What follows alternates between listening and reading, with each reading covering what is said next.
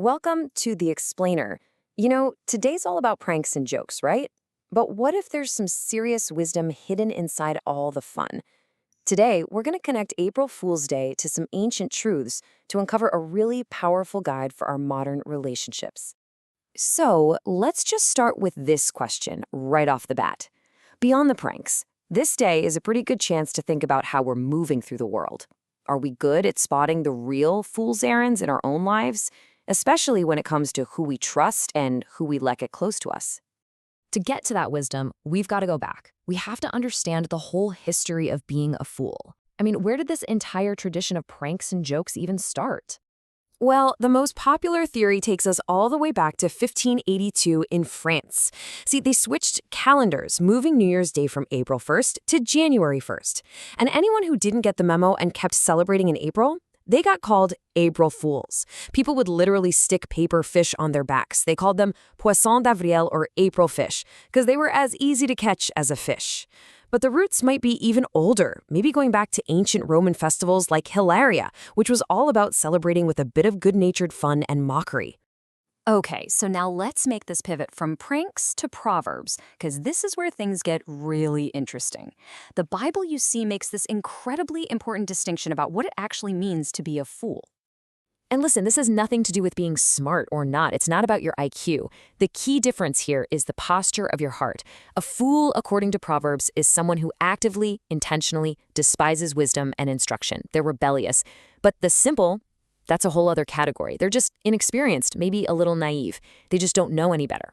Yet. And check this out. This is what's so fascinating. Look at how God's perspective totally shifts depending on what kind of foolishness we're talking about. The pattern is so clear. He preserves and protects the simple. He chooses the foolish things of the world to humble the proud. He reveals deep truths to babes. But for that rebellious fool, the one who actively rejects wisdom, well, for them, there's a clear warning. That path leads to shame. It's a really powerful distinction. Okay, so now let's build on this. Let's bring in some wisdom from a tradition that has even more ancient texts. This is going to add a whole new layer of depth to this idea.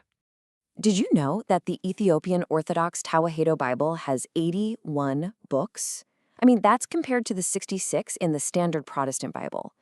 And those additional books, like the Book of Sirach and the Book of Enoch, they give us such a richer, more detailed picture. This quote from Sirach, wow, it is so vivid. It paints this picture of a fool's mind as a broken vessel. Just imagine that.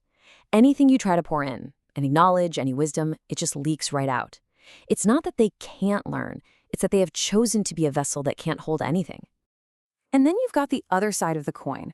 Right here in the Book of Enoch, it really hammers home this idea of God's active protection and his mercy for the innocent, for the inexperienced, the babes in understanding.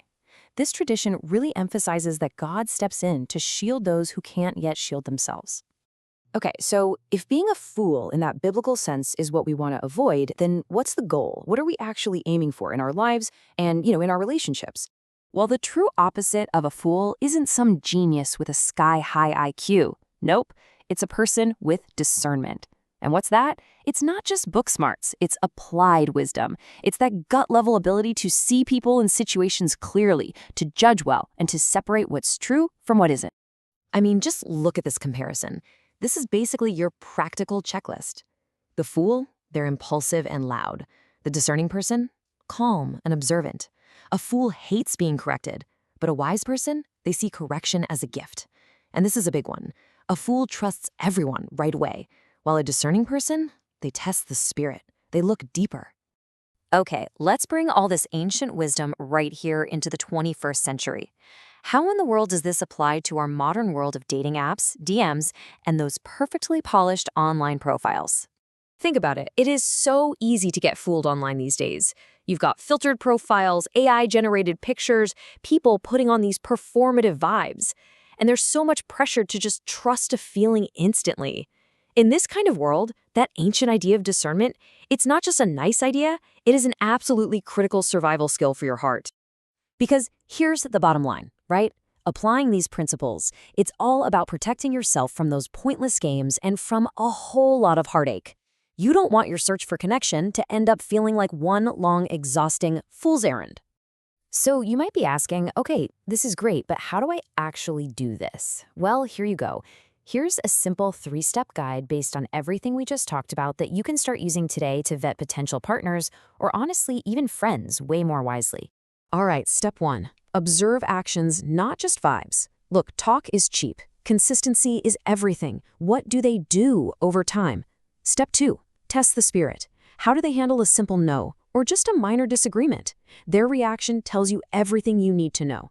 Do they show humility or do they get defensive like the fool in Proverbs? And finally, step 3, prioritize character over charisma. A good vibe is great. We all love it. But a solid foundation of character? That's the stuff that actually lasts. And that brings us right back to our original question. But now it has so much more weight, doesn't it? April Fool's Day is fun. It's a day for a few laughs. But the real lesson here, the hidden wisdom, is a challenge for a lifetime.